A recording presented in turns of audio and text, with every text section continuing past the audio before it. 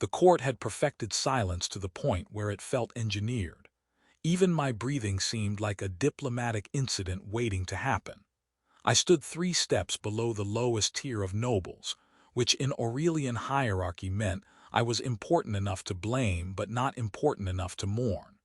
I had rehearsed my speech 17 times on the shuttle. It involved phrases like mutual prosperity and interstellar cooperation. It did not involve royal headwear falling at my feet. The Queen rose. No one announced it. No fanfare. The ambient harmonic field that usually resonated beneath the throne cut out mid-note. Every elongated ear in the chamber angled forward in perfect synchronization. It was unsettling. If humans did that, we'd call a doctor. She removed her crown. Up close, she looked almost human. That was the disturbing part.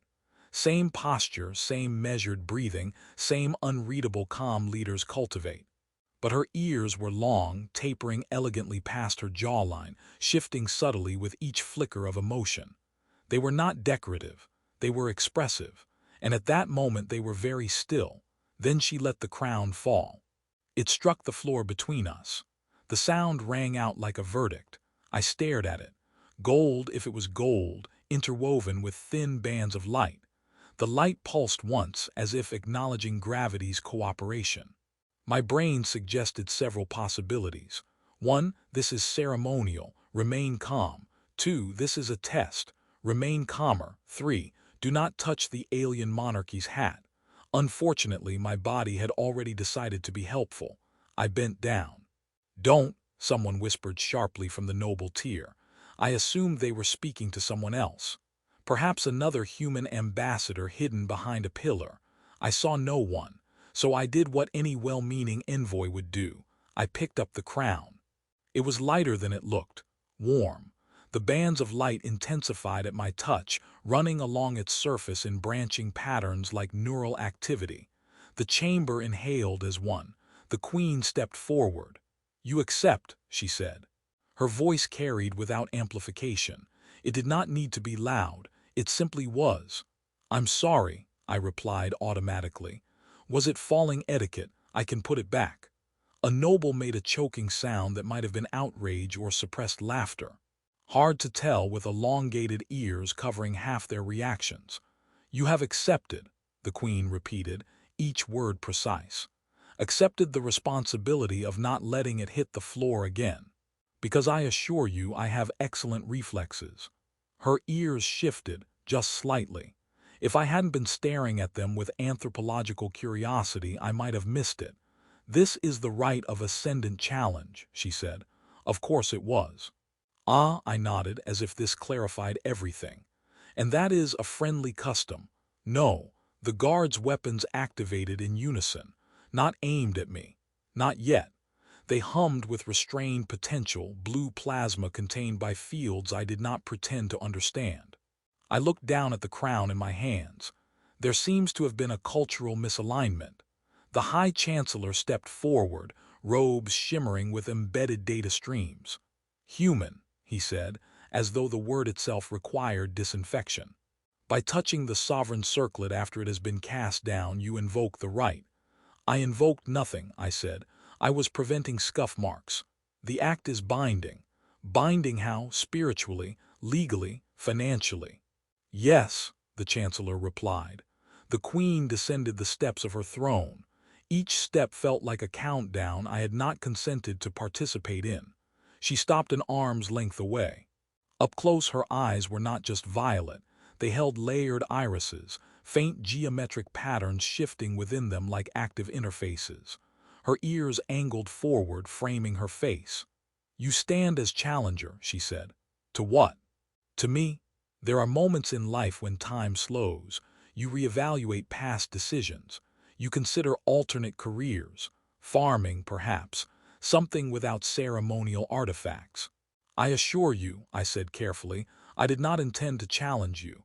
I can barely challenge my ship's autopilot." "Intent is irrelevant," the Chancellor snapped. The Queen raised a hand, silencing him without looking away from me. "You came to negotiate extraction rights in the Helix Belt," she said. "Yes, minerals, very dull, no crowns involved. And yet, she continued, you have stepped into a rite older than our first starship. Accidentally, I emphasized, her gaze sharpened. There are no accidents in this chamber. That felt statistically unlikely, but I chose not to debate. A ripple of projections ignited above us, ancient scenes rendered in light. Figures standing where I stood, crowns falling, battles unfolding, not always physical, sometimes strategic, sometimes ideological. You will stand trial at dawn, the Queen said. How many hours until dawn? 4. Excellent, I said weakly. Plenty of time to learn your civilization's deepest traditions. A faint sound escaped her, not quite laughter, but close. You display composure, she observed. It's shock, I said. It's very versatile. The nobles began to murmur, their ears flicking in agitation. Words filtered through. Outsider, human, unworthy, unpredictable. They weren't wrong. I request clarification, I said, because when facing ancient alien rights, paperwork feels comforting. If I lose this challenge, what happens? The Chancellor answered before she could, you forfeit. That is impressively vague. The Queen studied me for a long moment. If you lose, she said at last, you will not leave this world. I swallowed. And if I win? I asked. Silence fell heavier than before. Then, she said softly, everything changes. I looked at the crown still in my hands. Its light pulsed steadily now, synced to something deeper in the chamber, or perhaps to me. I really did just mean to help, I muttered. You have, she replied. That was not reassuring. Guards approached, not to seize me but to flank me. An escort, the kind usually reserved for dignitaries or prisoners. I assume there's no option to decline retroactively. I asked. No, the Chancellor said with visible satisfaction. Thought so. As they guided me from the chamber, I glanced back once. The Queen remained where she stood, watching me. Crownless, unblinking. Her long ears tilted slightly outward now, not in aggression, not in triumph, in anticipation. I had come to secure a mining agreement. Instead, I had apparently agreed to challenge an alien sovereign in a ritual designed to test the fate of an empire. And all because I tried to be polite. They did not place me in a cell. That worried me more than a cell would have. Instead, they escorted me to what they called pre-ascension quarters, which sounded motivational until the doors sealed with a harmonic tone that implied I would not be wandering off for a midnight stroll. A circular interface shimmered to life in the center of the room. Challenger, it said. I looked behind me. Is there another one? No. Unfortunate. The voice identified itself as the Imperial Cognition Array, the same intelligence that would oversee the rite. Its tone was calm, neutral, and carried the faint patience of something that had watched civilizations rise and fall while waiting for software updates. You have 4 hours until dawn, it said. I've been told. That's barely enough time to panic properly. You may use this period to review historical precedents. A wall dissolved into light. Scenes unfolded, past challengers standing where I had stood, some Aurelian, some not. I spotted at least 3 species I couldn't name and one that looked suspiciously like a sentient cloud arguing with the Queen via electrical discharge. Let me guess, I said. The cloud didn't win. It performed adequately. Reassuring. The array began outlining the structure of the rite. 3 primary trials: preservation, governance, continuation, each conducted within predictive simulations that drew from the Empire's full historical and strategic database. So it's an exam, I said, with existential consequences. Yes. Do I get partial credit? No, I paced. Hypothetically, I said, if I were to fail spectacularly, would it at least be educational for you? All outcomes are educational. Great. I'm glad someone benefits. The interface pulsed. You were selected intentionally, it said. Ah, that word again. The sovereign's biometric indicators prior to the rite indicated calculated intent. So she meant to drop the crown. Yes. I stopped pacing. Why me? Probability clusters suggested you would produce non-traditional decision pathways. That's a polite way of saying I'm unpredictable. Yes. I sighed. Where I'm from, that's not always a compliment. The array shifted the projection. A simulation of a star system appeared, red warning indicators flaring across several planets. Trial 1, it said, preservation. You will command defensive assets against an incursive force. I've played strategy games, I said, mostly badly. You will not have time to be bad. Comforting. The projection zoomed into fleet formations. Aurelian ships were not rigid constructs. They adapted mid-engagement, reconfiguring their hull geometries in response to threat vectors. Your vessels possess semi-autonomous cognition, the array explained. They respond best to strategic intent rather than granular command, so I shouldn't micromanage. Correct. I pointed at the enemy fleet assembling at the edge of the system, and them. Simulated adversaries based on extrapolated hostile civilizations. They look enthusiastic. They are programmed to be so. I rubbed my face. If I lose ships, is that held against me? Losses are evaluated relative to objective prioritization. That's not an answer. It is the only answer. A second projection appeared, resource graphs collapsing into famine scenarios. Trial 2, the array continued. Governance under scarcity. I was hoping for something simpler, perhaps a riddle.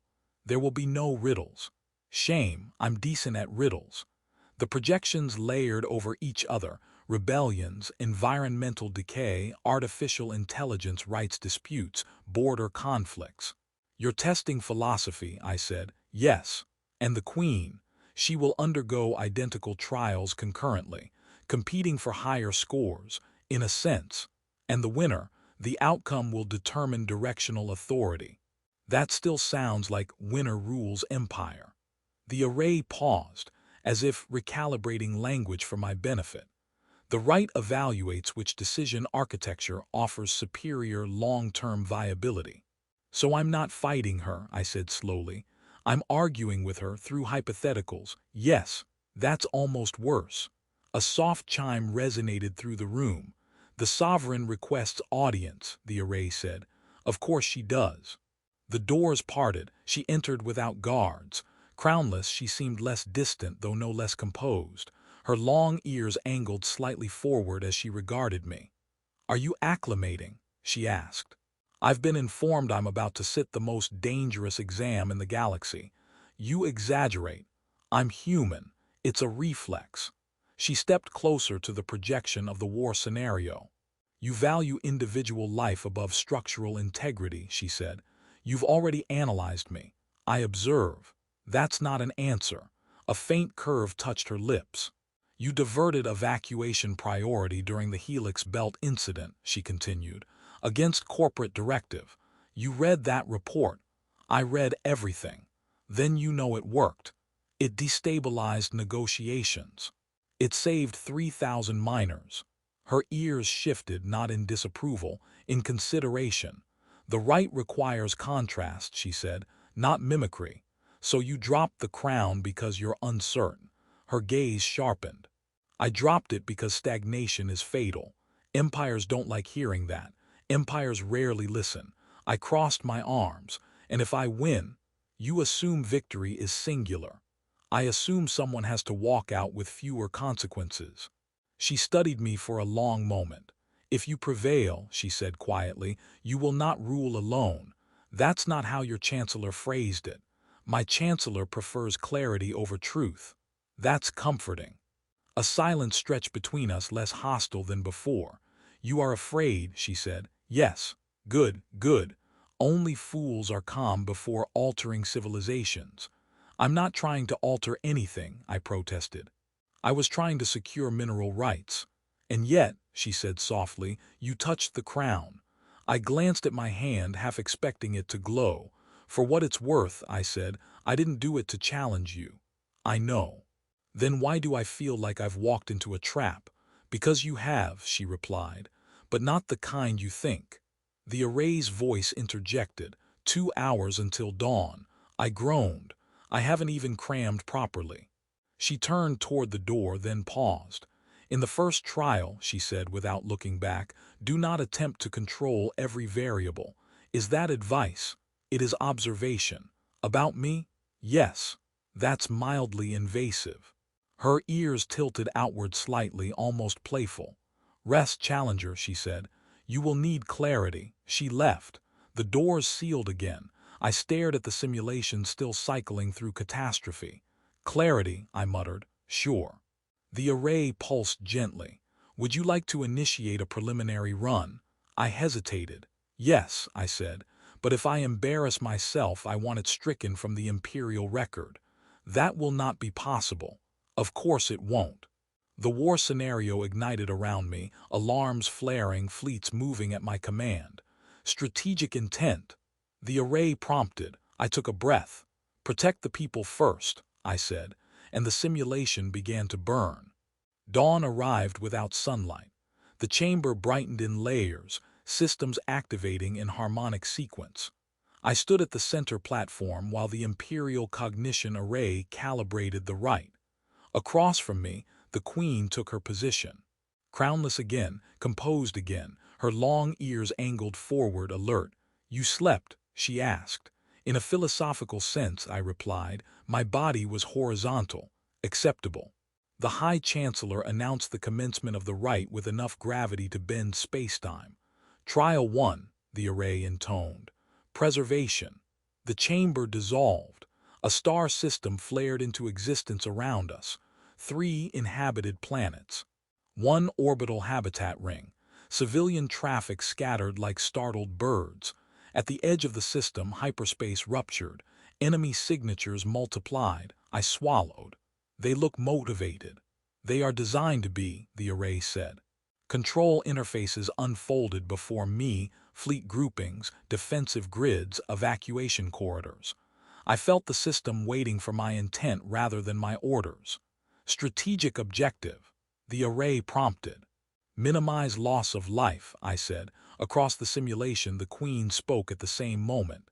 Maintain structural viability of core infrastructure. Her eyes flicked toward me briefly, not competitive, measuring. The first wave struck. Enemy vessels targeted orbital platforms, likely calculating economic disruption over immediate casualties. I redirected half my fleet to shield evacuation routes. You are sacrificing defensive density, the array observed. I'm buying time.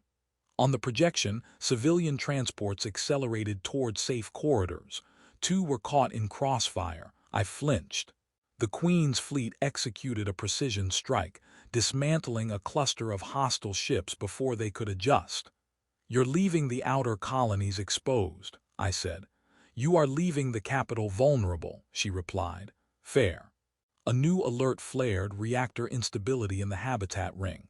If that goes, I muttered, casualty count skyrockets. I diverted ships. Resource strain increasing, the array said. I noticed. The Queen shifted her formation, compensating for my redeployment without comment. Her vessels moved like a single organism, predictive and elegant. Are you assisting me? I asked. I am preserving the system, she replied. That sounds suspiciously cooperative. This is not a duel, she said. It is an evaluation. Another hyperspace rupture tore open. You're kidding, I said. I do not kid, the array responded. That wasn't directed at you. Enemy reinforcements poured in. Probability of full system retention declining, the array reported. I exhaled slowly. New objective, I said.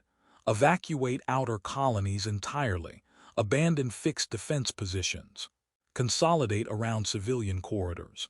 The array pulsed. You concede territory. I prefer breathing citizens to intact monuments. Across the projection, the Queen narrowed her eyes slightly. Her ears angled back for a fraction of a second. You yield too quickly, she said. I prioritize differently. She altered her strategy. Rather than reinforcing the capital, she executed a deep strike into the enemy's reinforcement vector, disrupting their hyperspace insertion points. That's risky, I said. It is necessary. Her fleet cut through the simulation's hostile nodes with surgical brutality. Enemy arrival rates dropped. Probability stabilization increasing, the array noted. The battle stretched. Civilian transports cleared the system in waves. Infrastructure damage climbed. Casualty projections fluctuated. Finally, the last hostile signature vanished. The system hung in silence. Trial 1 complete, the array said. Metrics unfolded between us. Infrastructure retention, higher under her directives. Civilian survival rate, higher under mine. The High Chancellor murmured something disapproving. Outcome analysis, I asked. Divergent optimization models detected, the array replied. No decisive superiority. I exhaled. I'll take not disastrous as a win. The Queen regarded the projections. You accept heavy material loss, she said. You accept calculated population risk. Yes. We held each other's gaze. Trial 2, the array announced. Governance under scarcity. The battlefield dissolved into planetary data streams, crop failures, energy deficits, social unrest markers rising. A colony petitioned for emergency relief. Available resources, insufficient for all regions. I rubbed my temples. Ah, the cheerful portion. Allocation required, the array said. I scanned the projections. One region produced critical quantum processors but had lower population density. Another housed millions but contributed less strategically. You're going to choose the processors, I said quietly to the Queen. Yes. You'll stabilize long-term production. Yes. And risk unrest in population centers. Yes. I nodded. I'm diverting emergency supplies to the high-density regions, I said. You weaken systemic resilience, she countered. I prevent riots. Riots can be suppressed. With orbital cannons, I asked, if required. That's very comforting leadership. Her ear twitched slightly. You assume suppression is violence. Is it not? Not always. I issued my allocations. Almost immediately, unrest decreased in the populous regions but production shortfalls worsened. The Queen's model maintained industrial stability but saw protests spike. Predictive 10-year outlook. I asked. The array displayed branching futures. Under her model, stronger fleet capacity, moderate civil dissatisfaction. Under mine, slower expansion, higher internal cohesion. The High Chancellor shifted uneasily. You prioritize morale, the Queen said. I prioritize people not hating their government. Hate is manageable. History disagrees. For a moment, silence settled.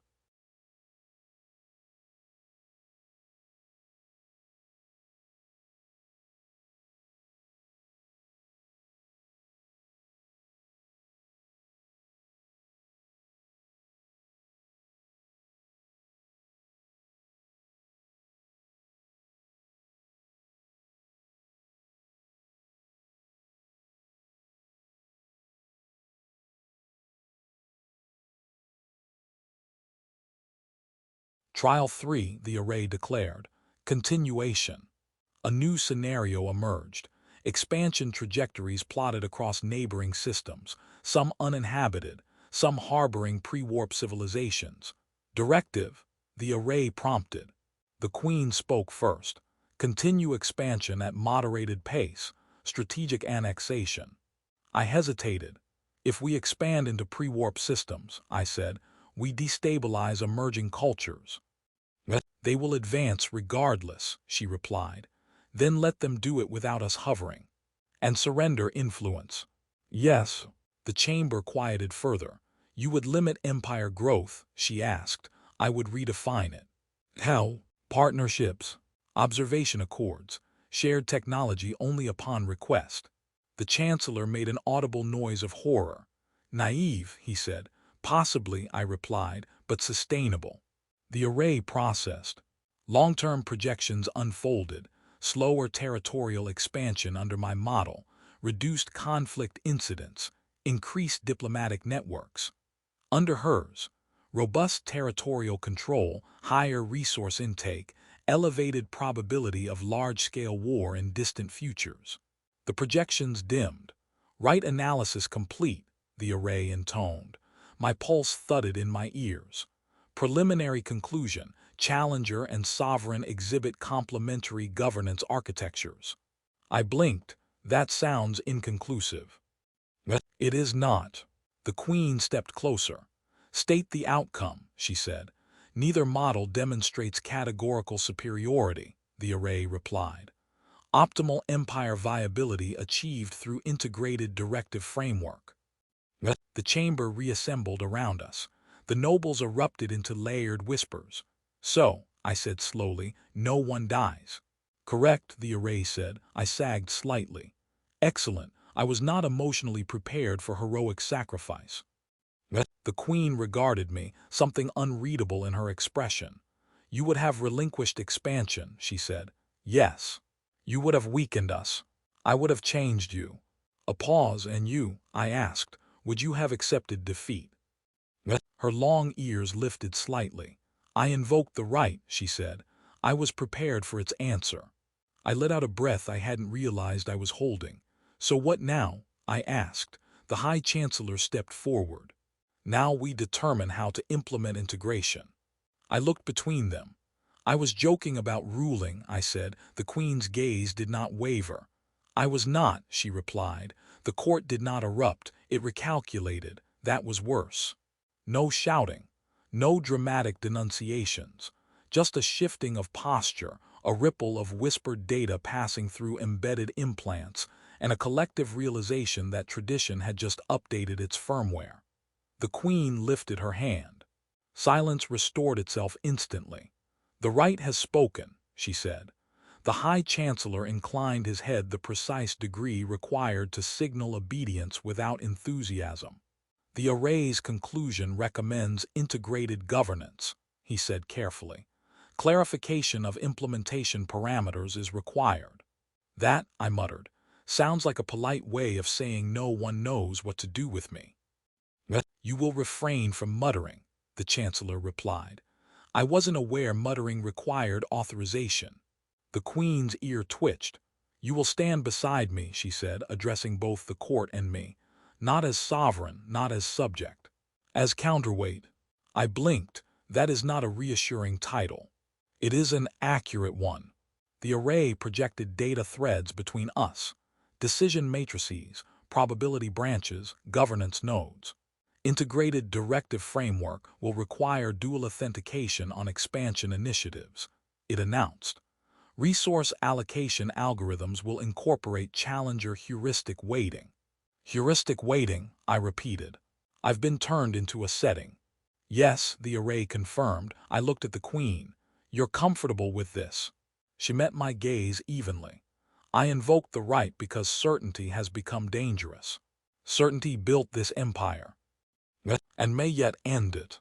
The Chancellor stepped forward again. Your radiance, with respect, expansion has secured stability for 3 centuries. And increased external threat vectors by 42%, she replied without looking at him. He hesitated. I raised a hand slightly. May I ask a potentially foolish question? You have established a pattern, the Chancellor said. Encouraging. The Queen gestured for me to continue. If the right concluded that integration is optimal, I said, why has it never happened before? A pause, the array answered. Previous rights produced decisive superiority in one governance architecture. So either the challenger lost badly, I said, or the sovereign did. Yes, and the loser. Outcome varied. That's ominous. The Queen spoke quietly. No prior sovereign has faced this degree of systemic inflection. In other words, I said, your empire is at a crossroads. Yes, and instead of conquering your way through it, you dropped your crown in front of a visiting human. Yes, when you phrase it like that, I said, it sounds reckless. Her lips curved faintly. It was calculated. The nobles shifted uneasily. One stepped forward, a senior counselor, if the density of ornamentation was any indicator. Your radiance, she said. Integration with an external species introduces instability. I am standing right here, I said. You are evidence, she replied coolly. Of what? Unpredictability. Correct, I said. That's the point. The Queen's ears angled forward. Instability is not inherently detrimental, she said. Stagnation is. The counselor inclined her head but did not retreat. Will the human possess veto authority? She asked. The array pulsed. Expansion initiatives beyond designated thresholds will require consensus between sovereign and counterweight, it stated. I stared at the projection. Consensus meaning we both agree. Yes, and if we do, action deferred. A murmur rippled outward. You are granting paralysis, the chancellor said. No, the queen replied. I am granting deliberation. I cleared my throat. For the record, I do not intend to block everything. I enjoy progress. I simply prefer it, without galactic-scale collateral damage. Your species industrialized its homeworld to ecological brink, the counselor said sharply. Correct, I replied. We are excellent cautionary tales. A faint sound escaped the queen, almost a laugh. The tension thinned slightly. The array projected a new data set, external threat assessments, emerging civilizations, internal descent probabilities. Integrated governance reduces projected large-scale war probability by 17% over 2 centuries, it announced. 17, the chancellor repeated. Marginal. 17% of billions is not marginal, I said. Silence followed. The queen stepped down from the elevated platform and stood beside me rather than above. That subtle shift did more than any declaration. Gasps softer this time. You will retain your title, I said quietly to her. Yes. And I will, what? Sit in meetings and suggest fewer invasions. You will challenge assumptions, she said. I already do that. You will do so with authority. That feels dangerous. For whom? Everyone, I admitted. She nodded slightly. Good. The chancellor straightened. If this integration proceeds, formal codification is required. The counterweight must swear adherence to imperial continuity. I frowned. Define continuity. Preservation of the empire's core identity. And who defines that identity? A pause, the queen answered, we will. The chancellor did not look pleased. An aide approached with a small device, an oath interface if the glowing sigils were any indication. Place your hand upon the conduit, the chancellor instructed. I stared at it. Before I do that, I said, I have one condition. The chamber stiffened. You are not in a negotiating position, the chancellor warned. I disagree. The right positioned me quite specifically. The queen watched me, unreadable. Speak, she said. No expansion into pre-warp civilizations without explicit, measurable evidence of existential threat, I said. Observation only. No annexation. No resource extraction. The nobles reacted immediately. Preposterous. Strategic suicide. Naivete. The queen did not speak. The array processed. Projected resource deficit increase. 5% over 50 years, it stated. Projected conflict reduction. 11% over same period. The queen's ears tilted slightly outward. You ask us to relinquish opportunity, she said. I ask you to redefine it. And if those civilizations become hostile, then we reassess, I replied. Together. Silence stretched. The chancellor looked ready to combust. Finally, the queen extended her hand, not to the oath device, but toward me. Agreed, she said. The chamber erupted in layered shock. You concede too much, the counselor protested. I concede nothing, the queen replied calmly. I invest in longevity. She turned to me. Place your hand on the conduit. I did. The device flared, light threading around my wrist. State your directive alignment, the array prompted. I took a breath. I commit to the preservation of life over territory, to deliberation over impulse, and to challenging this empire when it forgets why it exists. The conduit pulsed. The queen placed her hand atop mine. I commit, she said, to sharing authority where certainty once ruled. The device brightened, then dimmed. Oath integration complete, the array announced. The chancellor exhaled slowly, as if accepting an unpleasant but irreversible software update. I looked at the queen. So, I said quietly, what happens now? She regarded the court, then the vast projections of empire spanning stars. Now, she said, We begin arguing properly. I smiled despite myself. Finally, I replied, something I'm qualified for. The first time I vetoed an expansion proposal, 3 admirals resigned. Not dramatically. No public protest. They simply submitted formal notices citing philosophical incompatibility with revised imperial trajectory. I framed one of the notices. The Queen did not. "You are enjoying this too much," she said as we reviewed the aftermath. "I enjoy surviving," I replied. "It's a new hobby." We stood before the array's latest projections. Trade routes had begun to shift. Instead of military corridors pushing outward, diplomatic envoys now moved along exploratory vectors. External response? I asked. Mixed, the array said. Neighboring powers interpret policy shift as either weakness or strategic reconfiguration. Let them guess, I muttered. The Queen's long ears angled slightly toward me. "You are less reactive than before," she said. "I used to think everything required immediate action," I admitted. "Now I've learned that sometimes the most radical move is waiting." She considered that. "The Council resists you," she said. "The Council resists change," I corrected. "I just happen to have a face they can blame." A subtle shift of her posture. "You carry their hostility lightly." "I don't," I said. "I just joke about it." That earned the faintest curve of her lips. Months passed. We argued daily. Fleet distribution, AI citizenship, energy redistribution to neglected sectors. Each disagreement felt less like opposition and more like refinement. "You still prioritize morale metrics over industrial output," she said during one session.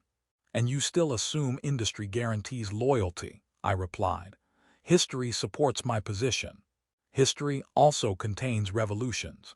Her ears flicked. "You enjoy reminding me." "I enjoy keeping you slightly uncomfortable." "And I," she said calmly, "enjoy challenging your optimism." It was not hostility, it was balance.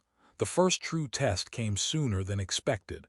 A border system reported anomalous activity, not invasion, not yet. A neighboring coalition had begun aggressive resource harvesting in disputed space. The admirals, those who remained, recommended preemptive military action. "Demonstrate strength," one urged. "Reassert deterrence." The council murmured in agreement. I looked at the Queen. She looked back at me. "This is where you caution restraint," she said quietly. "Yes. And risk emboldening them. Or we redefine the engagement." The array projected possible outcomes. Preemptive strike, high short-term dominance, elevated long-term conflict probability. Diplomatic engagement, uncertain short-term stability, reduced escalation risk. The Queen addressed the admirals. "If we strike first," she said, "we validate their suspicion that our policy shift is camouflage. And if we do nothing," an admiral countered. "We will not do nothing," I said. "We will open a channel." Laughter thin and skeptical. "You believe words will halt extraction fleets?" the admiral asked. "I believe incentives might," I replied. The Queen stepped forward. "Prepare defensive formations," she ordered. "Visible but non-aggressive. Simultaneously, initiate diplomatic contact." A compromise, not dominance, not passivity. The tension in the chamber tightened. "You are risking imperial reputation," the Chancellor said. "No," the Queen answered. "We are redefining it." Negotiations were not swift. They were not graceful. There were accusations, historical grievances. A particularly heated exchange involving a misinterpreted star map and 3 centuries of misplaced blame. At one point I muted my channel and leaned back. "I miss simple mining contracts," I muttered. "You never truly wanted simplicity," the Queen replied. She wasn't wrong. Weeks later, the coalition agreed to shared access protocols. Resource extraction limited. Joint oversight established. No fleets fired. The admirals did not resign this time. The array updated its projections. "Large-scale conflict probability reduced by 9%, it announced. I smiled faintly. 17% was better, I said. The Queen glanced at me. "You measure success in percentages." I measure survival in increments. She grew quieter over time, not withdrawn but reflective. One evening cycle, after the council dispersed, she remained seated beside me rather than returning immediately to her private chambers. "You have altered more than policy," she said. "That sounds ominous." "You have altered me." I looked at her. "How?" "I once believed certainty was strength," she said. "Now I understand that doubt, when structured, is resilience." I let that settle. "I used to think power meant control," I said. "Now I think it means responsibility for consequences you can't fully predict." Her ears angled toward me, attentive. "You are no longer reacting," she observed. "No," I agreed. "I'm choosing." Silence lingered. The crown rested between us on the central table during strategic sessions now. Not always on her head, not always absent. It had become less symbol and more reminder. One cycle, the High Chancellor approached me privately. "You have not attempted to usurp," he said. "Was that an option?" I asked. Given precedent, it was plausible. "I don't want your throne," I replied. "I want your empire to survive long enough that mine can learn from it." He studied me for a long moment. "You are inconvenient," he said. "I've been told. But not destructive." "I try." He inclined his head just slightly and left. That felt like victory. Years passed. Expansion slowed but did not cease. It transformed. Observation accords multiplied. AI entities gained formal representation. Resource extraction balanced against restoration initiatives. Not utopia, not perfection, but trajectory mattered more than illusion. One day, standing before a projection of newly charted space, I turned to the Queen. "If you hadn't dropped it," I said, "would you have changed course?" Her answer came without hesitation. "No." "And now?" "Now," she said, "I would not choose certainty over challenge." I exhaled slowly. I almost didn't pick it up. Her ears lifted slightly. "But you did." "Yes." We stood in silence for a while. "I was afraid of losing my life," I said. "And now?" she asked. "Now I'm more afraid of losing perspective." She regarded me steadily. "That," she said, "is growth." A new transmission arrived. An emerging civilization requesting guidance rather than conquest. I smiled. "Looks like we're being asked instead of feared," I said. The Queen placed the crown upon her head not as assertion but as acknowledgement. "Then let us answer," she said. I nodded. "Not as challenger, not as subordinate. As counterweight, as partner. As someone who had once bent down out of reflex and stood up responsible for more than himself. I had come seeking minerals. I remained to safeguard futures." And for the first time since the crown struck the floor, the silence in the court no longer felt engineered. It felt chosen.